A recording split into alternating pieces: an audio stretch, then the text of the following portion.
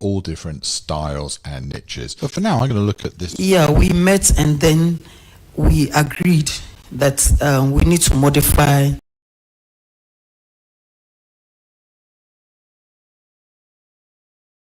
the arrangements, the line. Since some of the questions went very far, I think the time was of essence, and so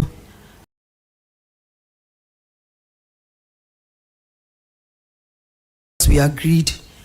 I won't say, I don't know. If you can recall, what was the agreement?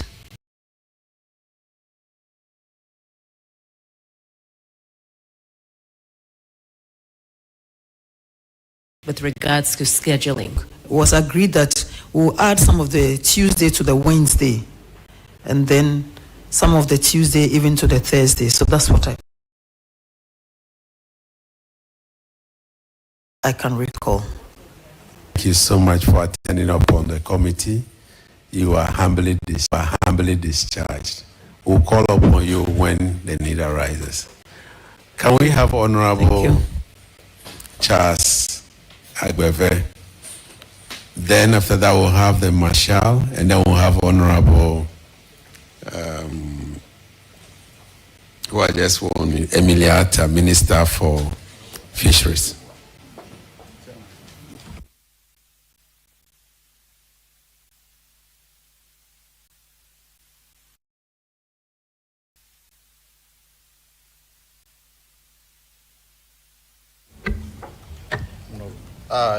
I, Charles Agbeve, swear by the Almighty God. Swear by the Almighty God. That the evidence I shall give before this committee. That the evidence I shall give before this committee. Touching the matter in issue. Touching the matter in issue. Shall be the truth. Shall be the truth. The whole truth. The whole truth. And nothing but the truth. And nothing but the truth. So help me God. So help me God. Thank you very much, Honorable Charles Agbeve. You were not here. Were you here when we watched the video?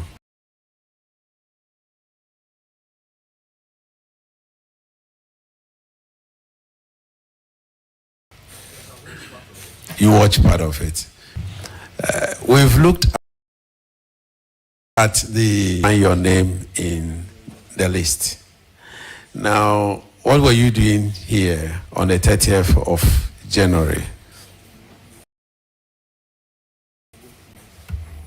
Thank you very much, Mr. Chairman. Mr. Chairman, the 9th Parliament does not have a select committee on health. I was a member of the select committee of health in the 8th Parliament. And so the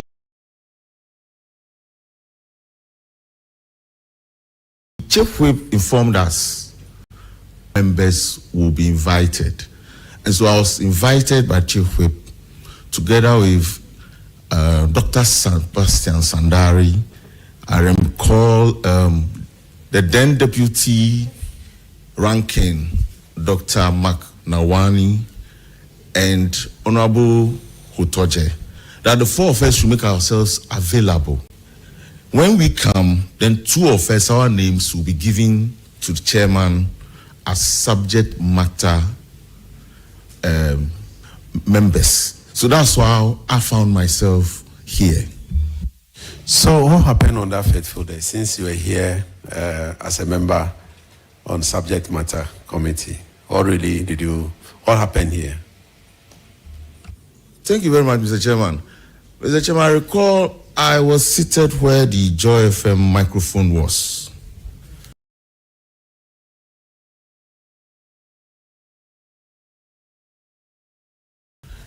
And right after Honorable Nominee Designate for Transport, he would take his seat. So I took my seat. Next to me was Dr. Sandari, and we were comparing notes, what we were going to be asking the nominee. So when Honorable Akano was called to take his seat, he immediately sat down. The minority started agitating that we won't agree. We won't agree. Then the chairman requested that the clerk administer the oath.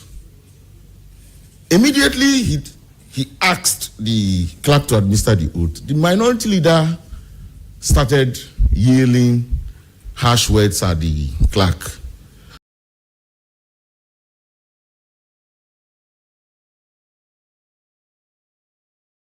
You, the clerk again, you partisan watching.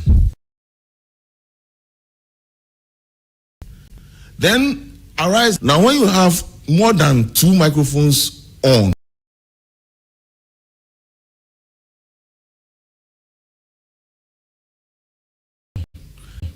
no other microphone can be switched on. So it was difficult to actually block the administering of the oath. You said that was a strategy they used to block. Yes, because who used that strategy to it was block? honorable the minority chief whip. He quickly pressed on the consoles, and once I come, whatever he said was helpful. The minority chief whip. He quickly pressed on the consoles, and once I come, whatever he said was heard loud, because he had his microphone on, he had the second one next to him on, he had the third one far away from him on. So anything he said was now loud, and all of us were hearing it. Then the pulling of the table started. In fact, the first thing that happened was the pulling of the table. When the table was pulled, the chairman was still seated. The console right in front of him is where you are, where your console is. It's exactly where. And once it fell, we saw the damage. Then I saw my chief whip here, and I saw my chief whip. In fact, before then, Honorable Jerry had come here to try and stop the oath being administered. But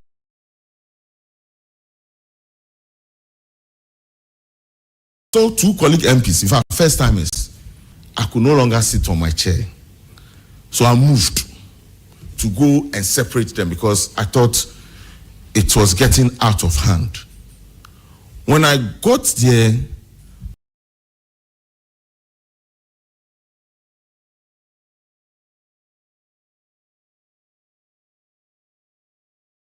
our seen majority leader already there separating them. So now the oath can be administered.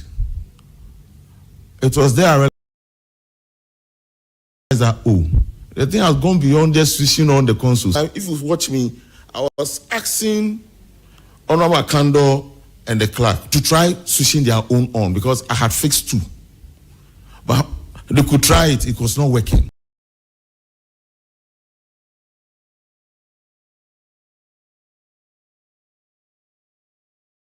So I tried the third one. That was when I saw the table coming towards me.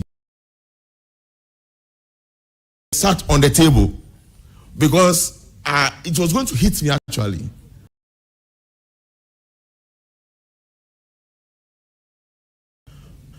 If you watch the video, I jumped and sat on the table and I helped the table to come and sit properly.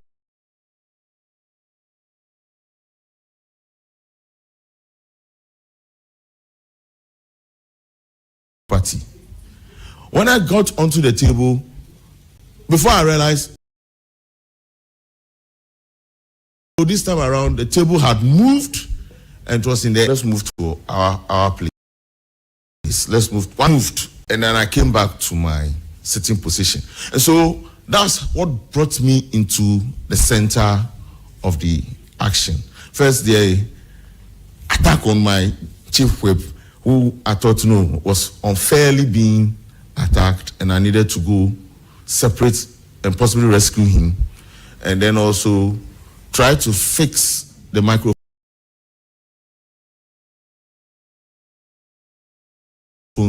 that had been pulled out. Thank you very much for that account. I watched the video, but I didn't know the intention behind. I thought in it will further watch the video. I'll leave.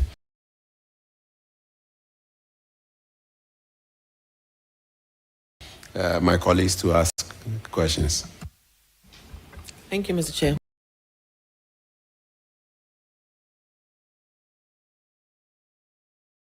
Was breaches in this room?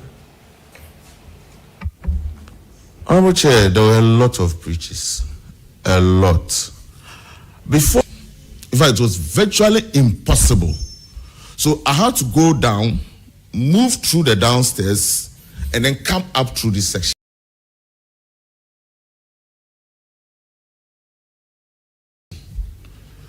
Because they're unbearable. We had almost, I think if I'm not mistaken, 4 of the nominees' supporters all packed here.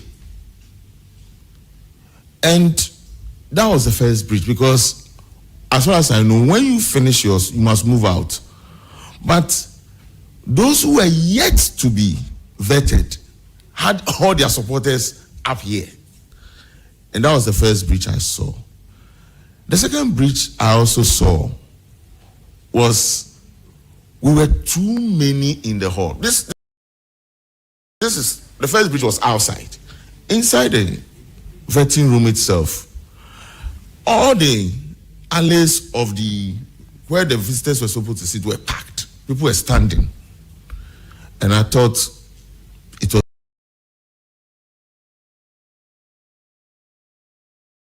just too much that day.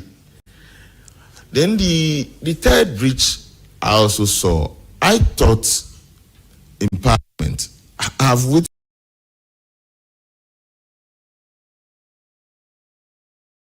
witnessed what happened in 2017 on the floor.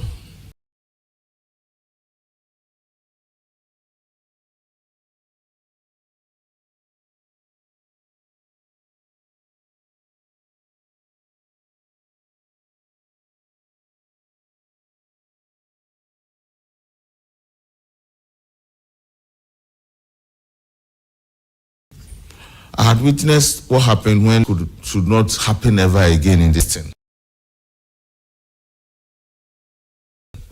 And I would say, let them carry their sins. That's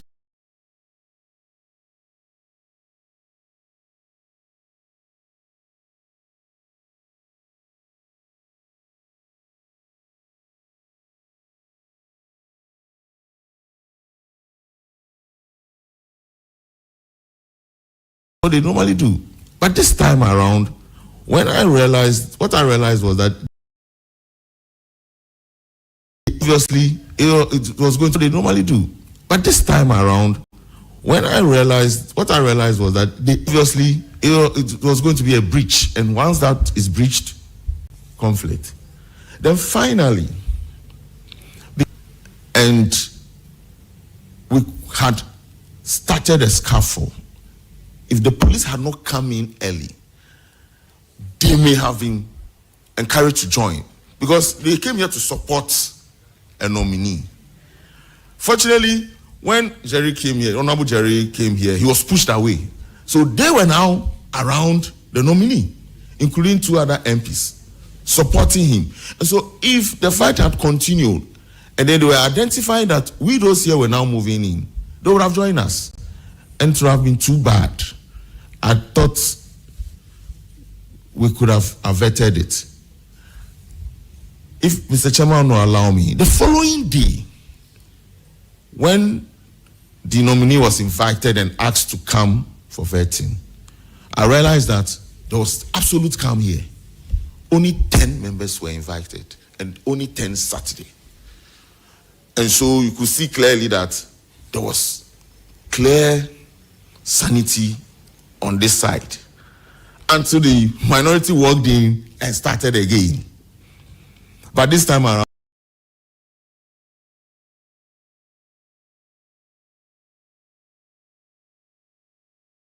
we managed to handle it.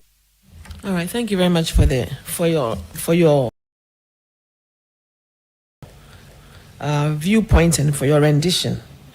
Moving forward,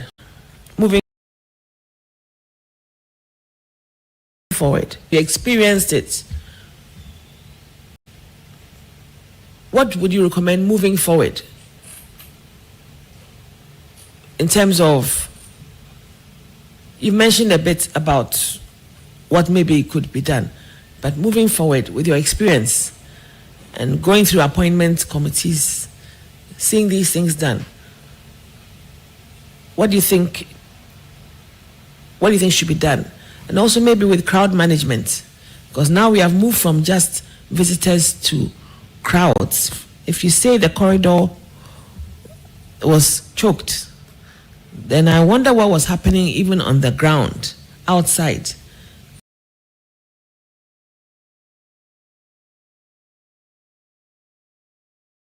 Because usually people struggle to want to come upstairs to see what is happening, what things. I have observed, once your name is mentioned, if you are not careful, the whole constituency will descend here in Parliament to come and witness your vetting. You can only manage with a few numbers. When you manage with those few numbers, others will find their way in here anyway. So you can't stop the crowd.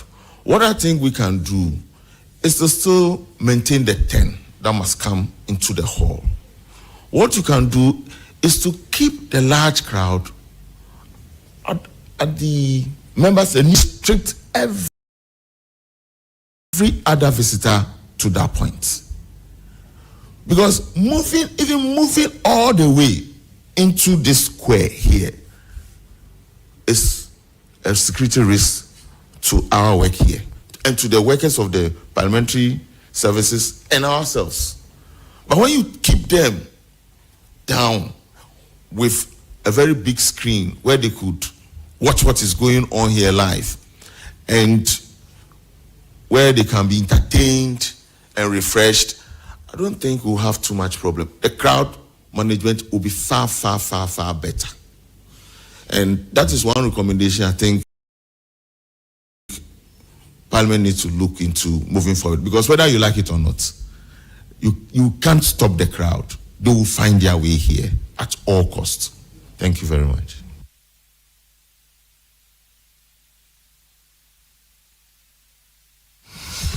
Thank you, Chair.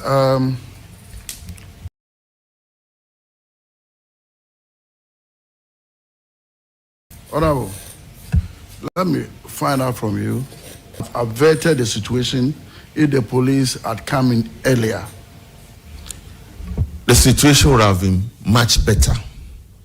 The situation would have been much better. Before the police came in, I saw the marshals, the two, but they were helpless. What I saw they did quickly was to get the chairman out. That's the first deputy speaker, to get him out and protected. Then they came back to see how they can manage the situation before the police came in. The presence of the police tried to calm down the situation. First of all, by stopping others from joining in, and then also trying to stop other government properties from being destroyed. But our minority colleagues were putting chairs on the tables. And when our colleagues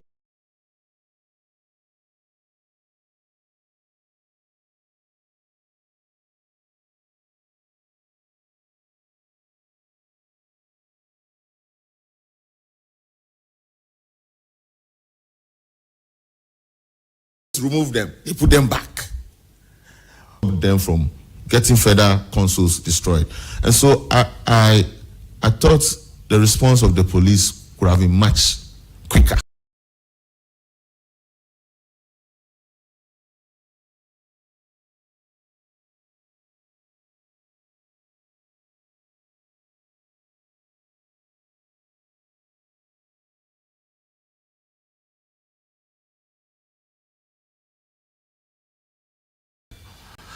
Then number two, there were police around. But these were bodyguards of MPs.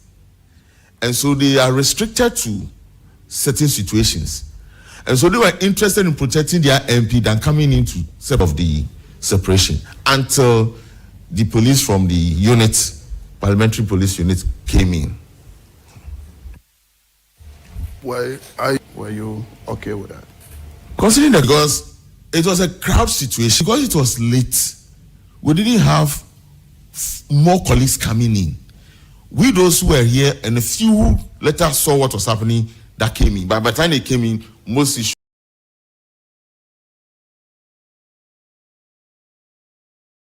have been resolved.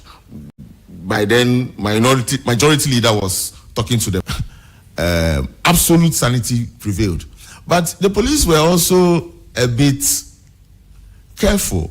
This is a member of parliament. He's taking a chair and putting it on the table. How do you handle it?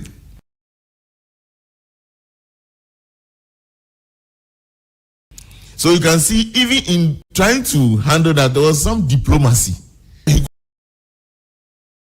goes for it. When the member of parliament wants to come for the chair again, then he shields him from taking the chair. It was a difficult situation for them.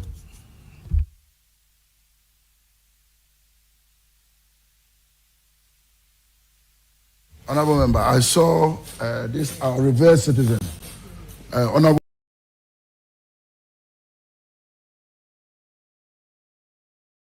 Austin Game. Did you see him? Yes, I saw him. I saw him adopted.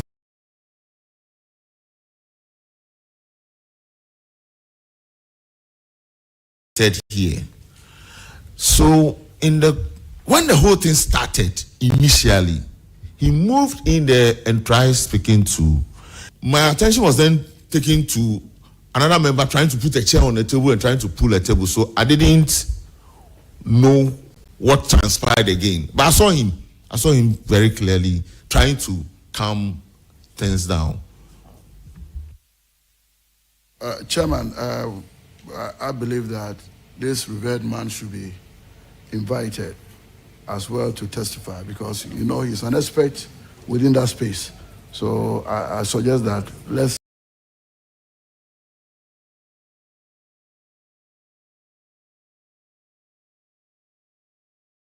get him to be involved.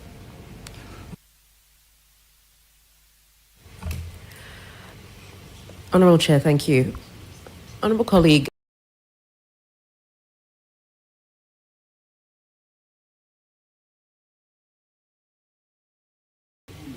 your ID cards being checked in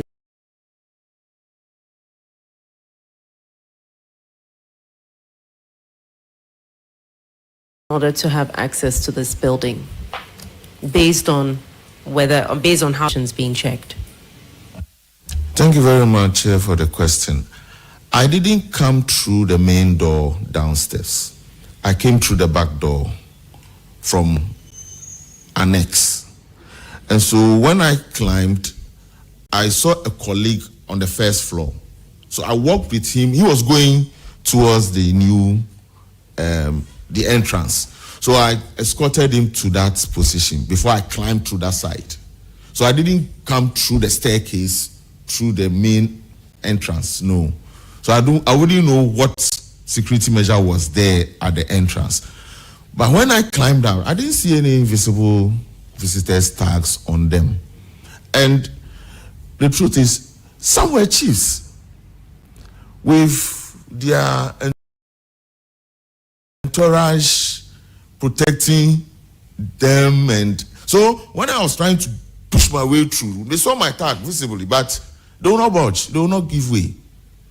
So I didn't want to push further, so I just went downstairs. I know my way around, so I went down the next floor and then climbed up to the other end. But there were no visible tags on them.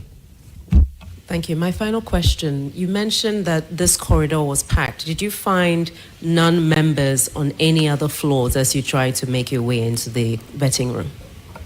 They were on the staircase.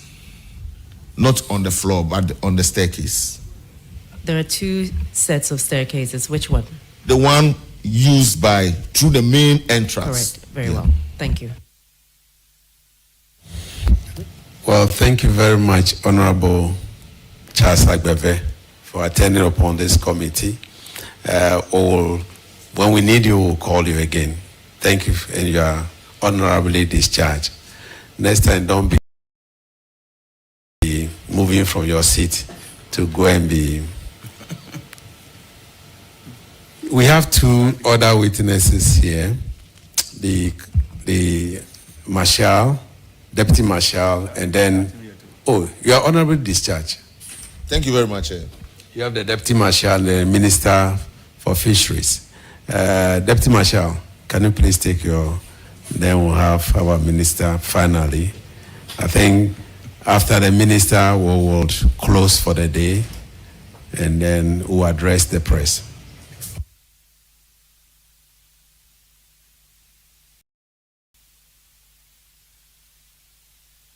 Wing Commander Frederick Bauer. Swear by the Almighty God Swear by the Almighty God that the evidence I shall give before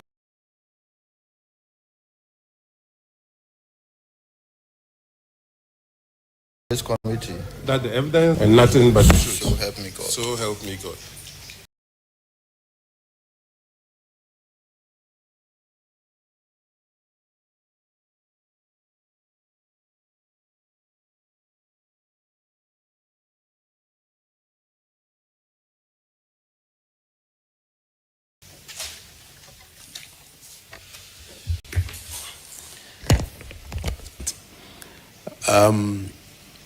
You were here when we played the video, Yes, Mr. Chairman.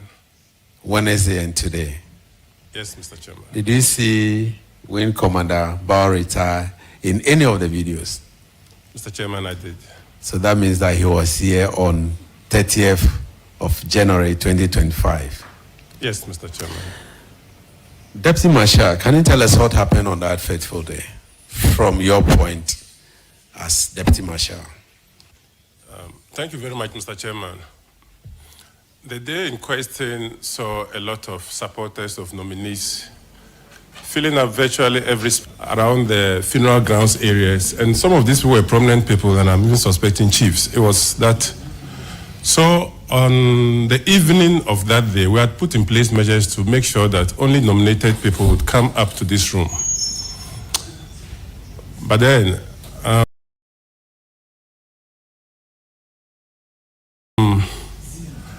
what we suspected happening, we were coordinating all the efforts we had put in place, but then chiefs would come with entourage,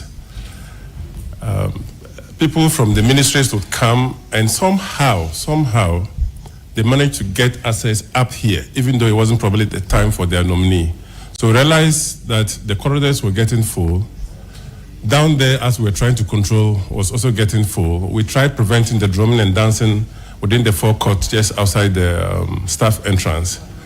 These were the activities happening. But around 21:45, we came up here and noticed that there was some disagreement among committee members as to whether vetting was to continue or vetting was to stop. Now, what my concentration was then to look out for strategies to try and prevent the situation from escalating into fisticuffs. So we're looking around to see what was going to happen and how best we could solve the situation. And in most of the cases, we had to get inside to just try to prevent one MP from getting physical access to the other, because that would then be fighting. That was what we were concentrating doing, and virtually we brought in some of our parliamentary broken and all that stuff. So, Mr. Chairman, basically,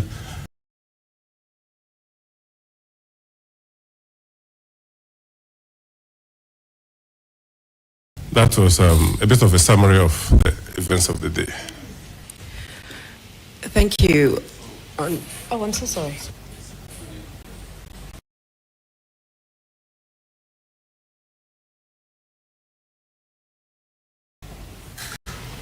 Thank you, Mr. Chairman. Now,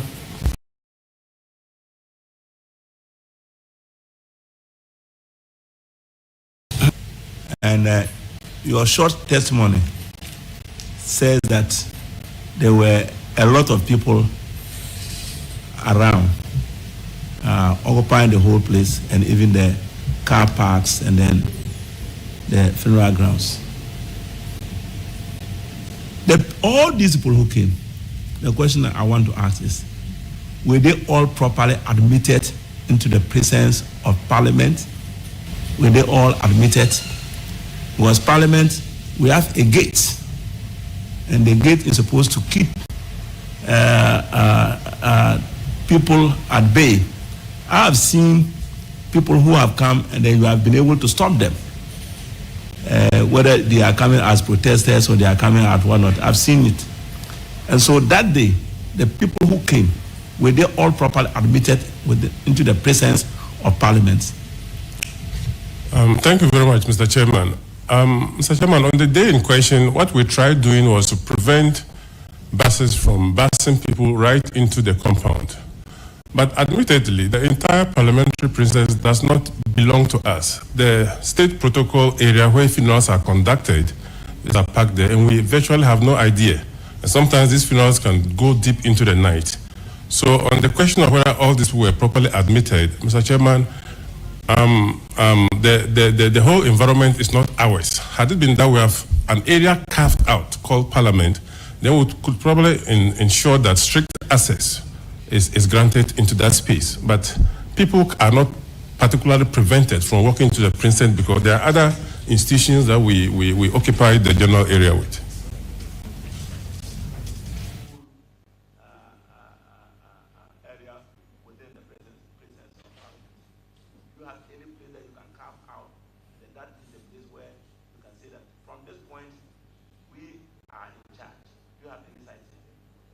Thank you very much, Mr. Chairman. We've made proposals, and I'm sure it's being considered by management, but it's still in the drafting point. So if that is considered, I'm sure a team might be constituted to see where best can be carved out and what measures we can put in place to make sure that there's a certain area we can at least have effective control over and put in place the proper access control measures so that uninvited guests are not then find their way into our close perimeters. Finally, we understand, we have been made to understand as a committee that cards were issued to allow people to come into this particular place. The rest of the people were left outside, and there was nothing to use in controlling them. Do you think that particular situation is helpful? Thank you very much, Mr. Chairman. First of all, we reconfigured the foyer down there with a number of chairs. About 100 chairs were organized there with television screens on to transmit this process like for those who were coming and maybe it wasn't their time to come in. But Mr. Chairman, the numbers we had on that day, chiefs came. I mean, the chief would come with one invitation card, but he has 20 people following him. They are well accosted customary.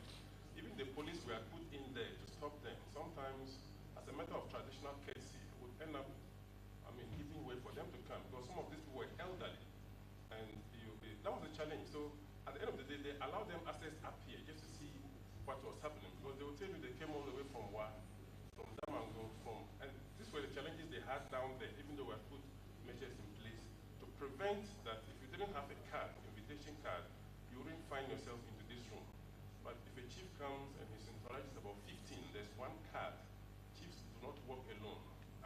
Those were the challenges.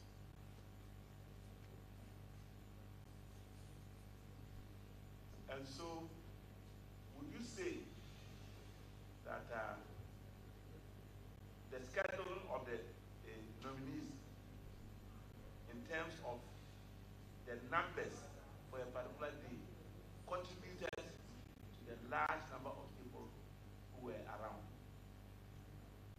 Mr. Chairman, I may not be able to talk to the scheduling of nominees on that day because my concentration was how best we could keep order here and make sure we don't have things escalating.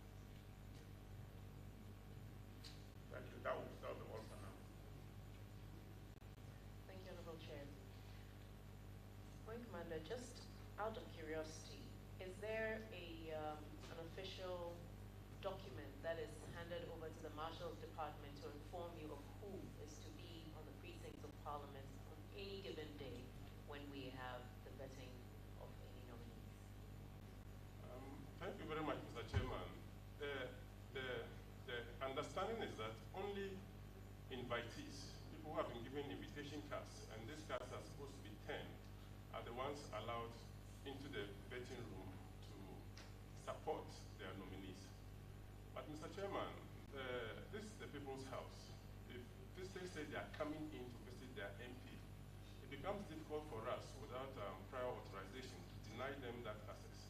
What we've noticed is that they say they're coming in to visit their MP, and instead of getting to their MP's floor or office, some of them find themselves here, and some of them, unfortunately, sometimes with the support of the MPs.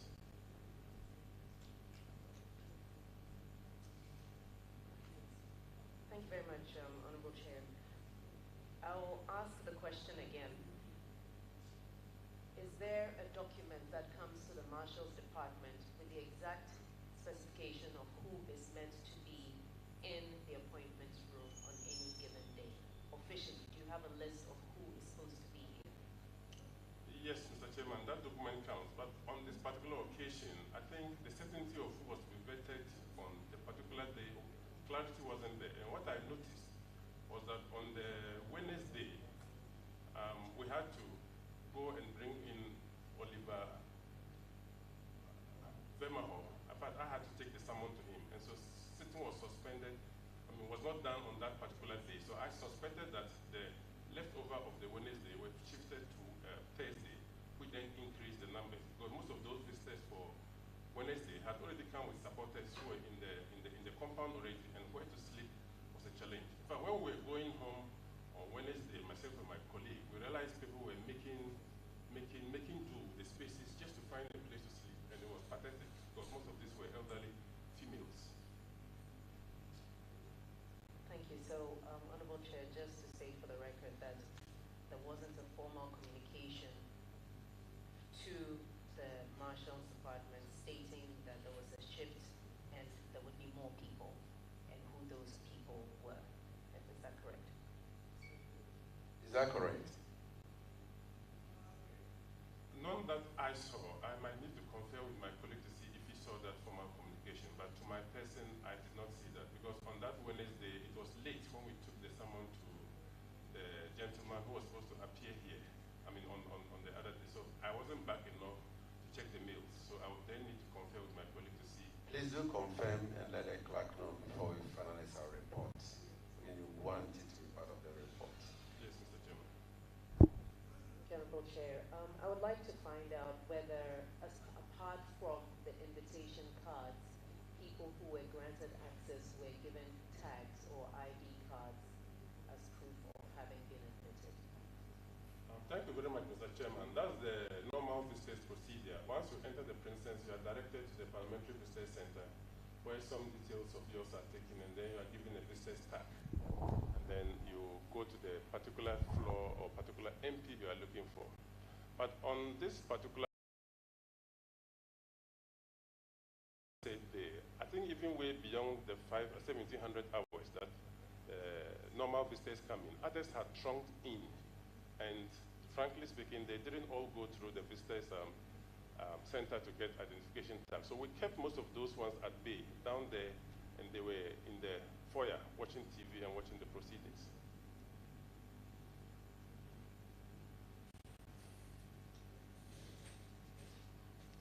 Thank you, Chairman. Just one question. We also a stranger among the peacekeepers. He said he was there as a peacekeeper. Let me ask you, in future, are we safe? Won't we be having more strangers when even Parliament is sitting? Would we be having them? And two, would you recommend that we move the vetting process to a more secure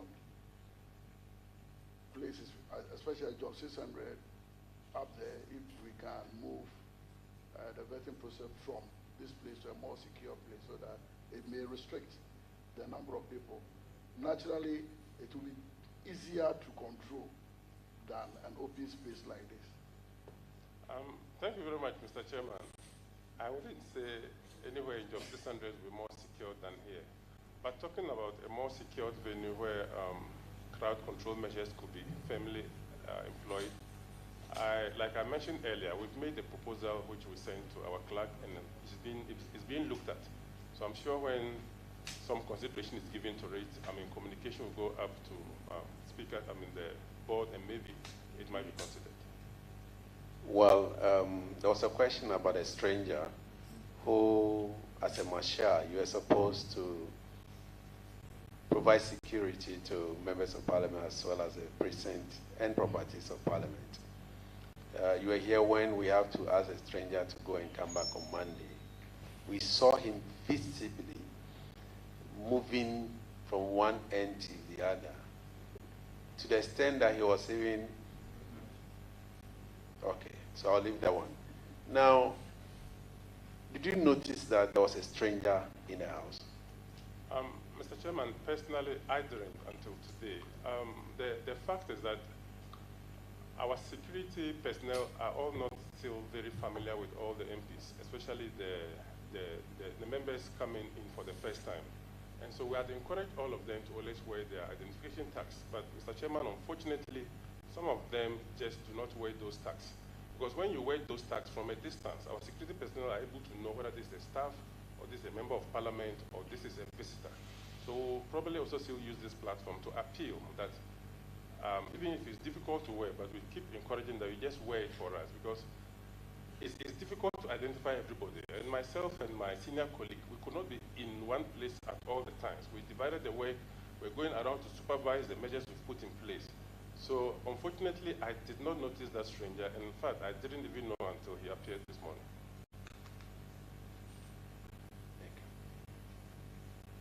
Thank you, Mr. Chair. Marshal, do you think that perhaps your response could have been quicker? When the chaos started and you entered, you were not in the room at that time, were you? Mr. Chairman, around 21:45 was when we actually got up here because we were controlling some other issues downstairs. And when we entered, what we usually want to do is that arguments and disagreements are allowed in this house because of the democratic dispensation. What we try to do is to prevent physical contacts, fisticuffs. So when we enter and members of parliament are screaming against each other, we diplomatically are able to assist with that, because if you try, you must walk a thin line, not to be seen as being belonging to A or B.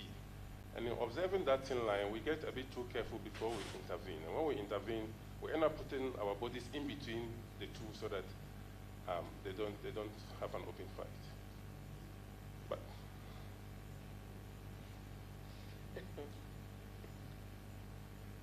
that still didn't answer my question, whether you think your response was on time or a bit delayed. Mr. Chairman, it's a very difficult question for me, because until there were bangings on the tables and attempts at physical destruction of things, where we now asked in the other uniformed police to come in. But Mr. Chairman, we had police in civil clothing who work with PPU. They were all in the room. We were all trying to do separations, calm down issues, try to mediate. I had to pull a number of MPs to the adjoining offices just to convince them that there was no need for us to go into this because cameras were watching, and some of it worked. So those are some of the things we're doing behind the cameras and behind the scenes. But as to whether the intervention was early or timely, the difficult thing is that if we move in 20 or 30 policemen into the room, it may be seen as intimidation. It may be seen that you're trying to intimidate the process, and so we are not trying to allow the process to take its normal course. So we do all this balancing, and when we realize it's getting out of hand, then we move in the uniform personnel. Okay. Were you given the schedule? In fact, are you given the schedule for vetting, typically? Is your department given the schedules? Yes, Mr. Chairman, we are given a schedule for vetting. So you were given for that day as well? I explained the circumstances of that day that I will verify with my colleague and get back. Okay. Do you screen people for, because of the crowd in the corridor and within, did you actually screen people? Somebody may be holding a weapon, a knife, something. Did that take place? Mr. Chairman, thank you very much. The challenge with those crowds is just one of the issues the honorable member has mentioned, and we're looking at measures at which, even from the main entrance, all such screening will take place. But like I mentioned earlier, having complete and thorough screening of people from the main entrances to the Princess of Parliament, where we do not completely own, becomes a bit of a challenge. Okay, so my last question is, as marshals, you see to the whole premises, but there are times when people, even on ordinary days, they come into the lifts and they can meander their way through all the corridors and all that. That also falls within your purview, doesn't it? And what are you doing about that? Mr. Chairman, it does. Most of our corridors have access doors, which can be opened with your ID card and badges. But respectfully, I don't know about honorable members, but most staff sometimes don't use this don't use the access badges to open the doors. And even in some of the floors in Job 600, realize members, because some of them don't wear their ID cards, which have access to open the corridors, the doors are left open. And so one visitor who says is coming to second floor ends up at the 8th floor. Because ideally, when you go to the visitor center, you are only directed to that particular floor. And there are receptionists on each floor to help you access that particular MP and step out. But the challenge is that the visitor comes and then decides that he has remembered another MP he wants to see on another floor, and then the floor door is opened. So he might just end up getting there. We're trying to put in place measures to make sure we have men on all the floor. But as it is now, because of challenges in manpower and resources, we're not able to effectively man those things to make sure that loiterers then find their way into your lift and the corridors. All right, thank you. Thank you for your insight. Wind Commander Bauer, I have only one question for you. From the MPs and witnesses that came, we heard them clearly say that there were press conferences. Some of their colleagues were on TVs mentioning that they were going to grill them. They have two who were to be grilled, or who do not allow them to go through. But do you have any intelligence in here?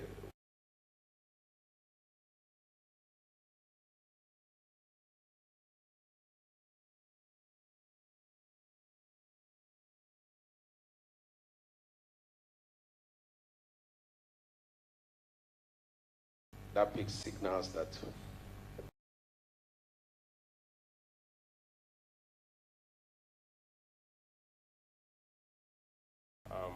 maybe given a lot of questions. We didn't anticipate the chaos being members of parliament getting at each other. I hope you have reported this to management officially. You've given your report about the situation to management. Mr. Chairman, that is true. Okay. So we can get that report from management to aid us in writing our report. Well, Mr. Chairman, it's been forwarded to the clerk's office. I don't know whether we'll then have we'll talk to him and see whether we can forward the same to you. No, not from you. We'll talk to the clerk ourselves and pick it from him. Yes, Mr. Chairman. So there was a report on the chaos. Yes, Mr. Okay. Wing Commander Bauer, you are humbly discharged. Thank you for attending upon this committee. When we need anything else, we'll call you again. Thank you very much. Thank you, Mr. Chairman. We will finally take our sister, the Honorable Minister for Fisheries, who will have to take an oath. But because she was not here when we showed the initial videos, I don't know whether she would like to watch the videos first. Okay.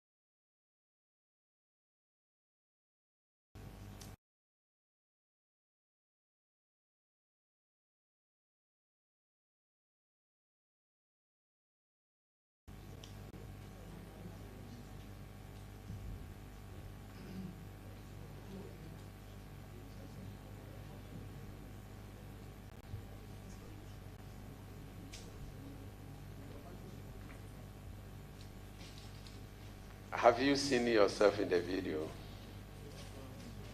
Okay.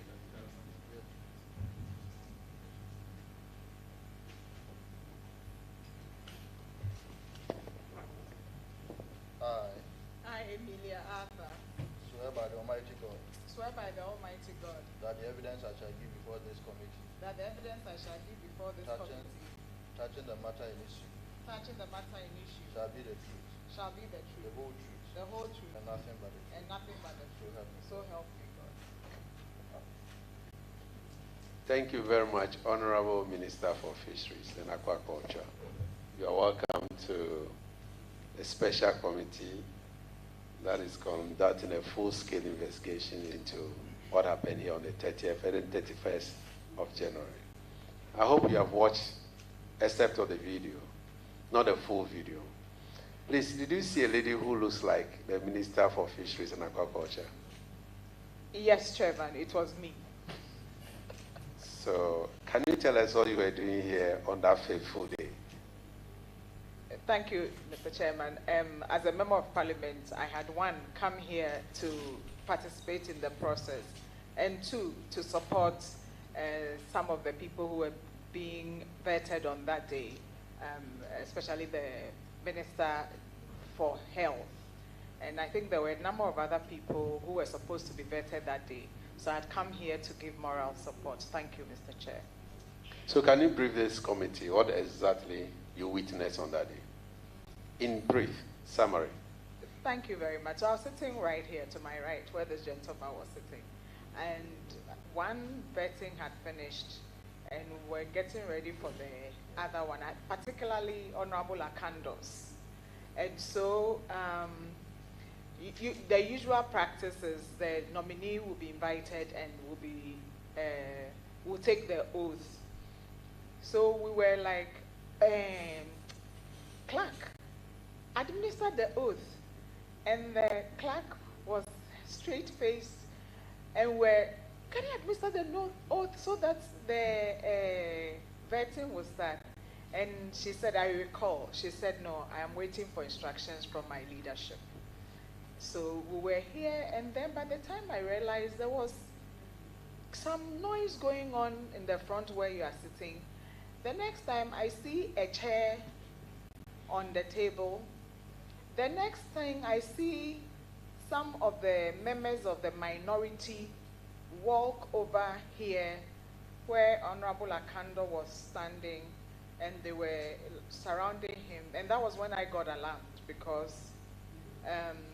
and then some majority MPs also moved here and shoved the minority MPs away from Honorable Akando, and they took position. So that was when I was talking to some people who were standing there. What is all this about? I mean, I was Parliament. What is all this about? Were you traumatized? I was Or surprised? I was like, hey. You were frightened. Not frightened. We've seen some before, but I did not, for the life of me, expect that from having just finished one vetting, one person, and we're just moving on to the next person, and suddenly all hell breaks.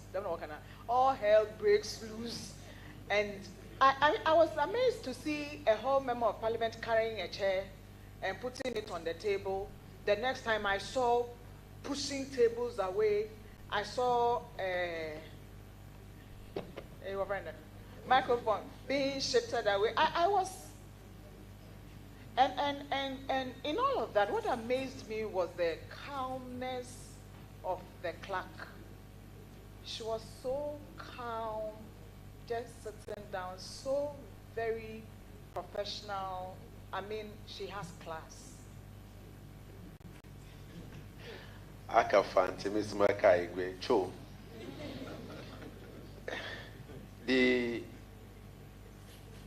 You seems to not to be clearly here on that day.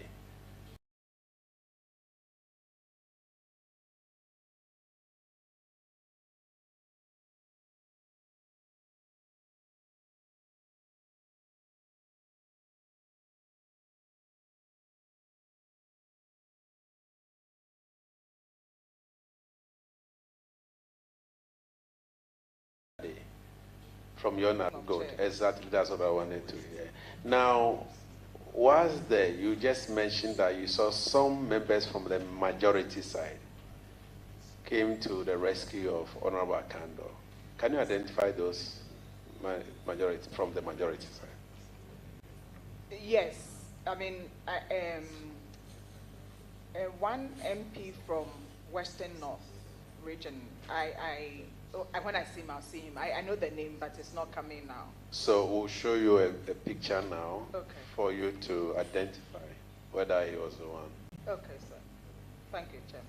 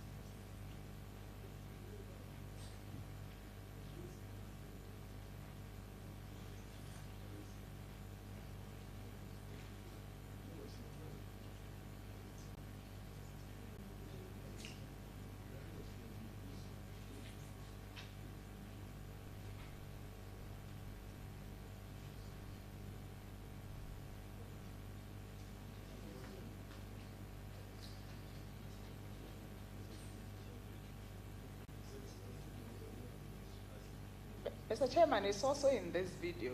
I don't know if I can. Yes,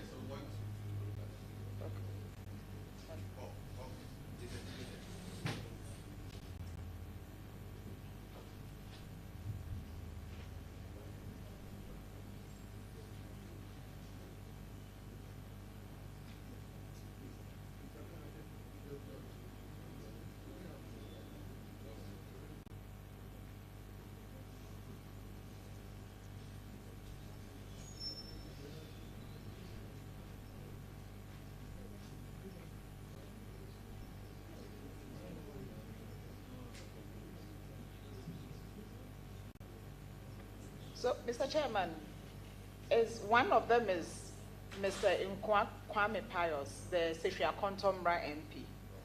He came by to shove away the minority MPs that had come to surround Honorable Akando. Then there's a second one I can see in the video back. His picture I haven't seen.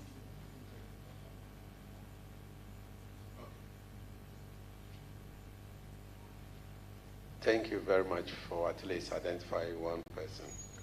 Now, honorable colleagues, do you have any question for the witness? Thank you, Chair. I want to find out. You said the honorable member for Akontomra came to give some protection. Was he under any threat at that time? And who was that person? So, when the scuffle started, so when it was about the clerk, some of us around were saying to the clerk, administer the oath, and she was like, no, I'm waiting for my leader. And then the front there became then two minority MPs moved to Akontombra, to Honorable Akando, who was standing here. And I'm not a mind reader. I don't know what was going on in the minds of the majority MPs. But I think then they quickly moved and came and sort of removed the minority MPs away from their colleague, Honorable Akando, and they took position there. I don't know whether it was for protection or whatever, but that's what they did, and I think it's just a natural thing to want to protect your own. Nobody knew what would have happened here, as a result of all that carrying of chairs. So can we also identify those minority members of parliament who moved from their location to where the nominee, can you identify them? When I see the pictures, I can identify. I remember one fair-colored one. I don't recollect the name, but when I see the pictures, I'll be able to tell.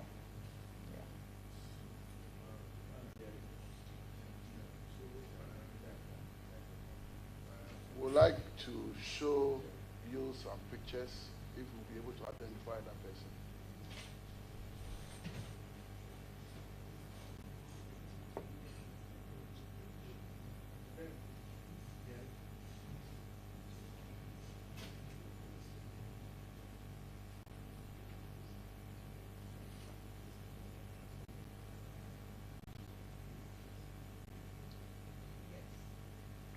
Yes, I recognize Mr. Shaib Ahmed Jerry Wejagbawi.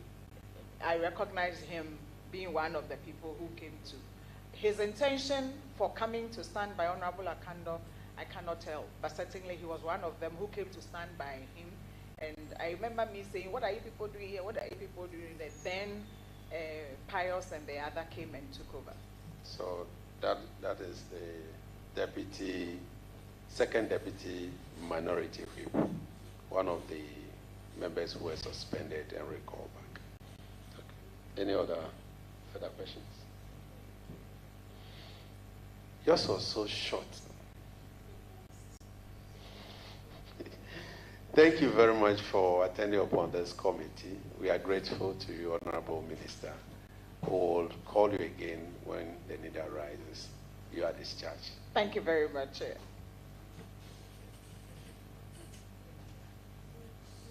So, honorable colleagues, we have been able to take witnesses, about 10 out of the 18.